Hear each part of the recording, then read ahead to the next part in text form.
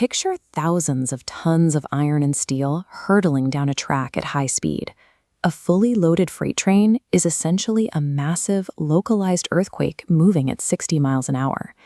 When we think about stopping a vehicle, we usually rely on the logic of a car.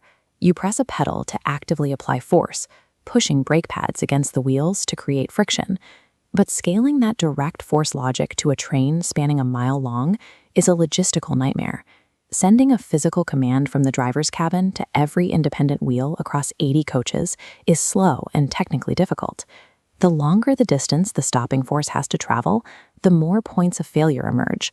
Relying on an active signal to stop the train creates a system that is most vulnerable at the exact moment it needs to be the most reliable.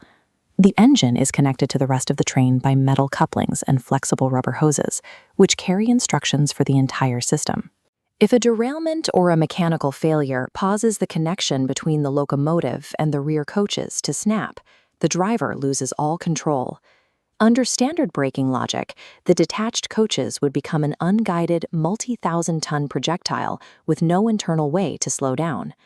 To solve this, engineers didn't just look for stronger hoses. They completely reversed the mechanics of how a brake functions. They realized that the only way to manage that much momentum was to design a system that triggers a full stop the moment it loses its connection to the driver. Train air brakes operate through a mechanical inversion. They require extreme, constant air pressure just to keep the wheels spinning. Every train has a single pipe running the entire length of the line. This pipe is kept filled with highly compressed air at all times, represented here by the blue indicator. Inside each coach, this pressurized air is locked in a constant physical struggle. It pushes against heavy, tightly coiled springs, forcibly holding the brake pads away from the wheels while the train is in motion. When the driver vents air out of the pipe to slow down, the pressure drops. This allows the internal springs to overpower the remaining air, instantly expanding and clamping the brake blocks onto the wheels. The driver doesn't actually apply the brakes. They simply remove the invisible force that was preventing the brakes from engaging. Now imagine those critical lines are severed in an accident. The compressed air rushes out into the atmosphere instantly. The pressure drops to zero across the entire train in a fraction of a second. The moment that resistance vanishes, every single brake cylinder on every single car loses the force holding its springs back. Maximum braking force is applied to every coach automatically. It happens without human input, digital sensors, or any communication from the locomotive. The catastrophic failure of the connection becomes the exact physical trigger that forces the machine to shut down. This mechanism is a physical manifestation of the fail-safe, a philosophy where safety is built into the very architecture of the machine. A true fail-safe ensures the system defaults to its safest possible state the moment it is compromised.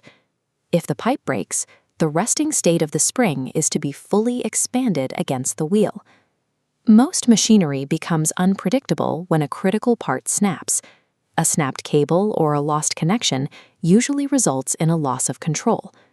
The air brake system neutralizes those variables. Driver incapacitation, electrical failures, or a physical split in the train all lead to the same predictable result. The train stops. Engineering for safety means accepting that failure is inevitable and designing the system so that the failure itself acts as the brake. This design means that a train is effectively struggling against its own brakes for every mile it travels, waiting for any loss in pressure to lock itself in place. Massive physical forces and millions of lives are protected by this invisible, constant mechanical tension. It is a system that relies on basic physics rather than complex software or fragile digital networks. It serves as a reminder that the most reliable solution to a complex vulnerability is often to find a way to let the problem solve itself.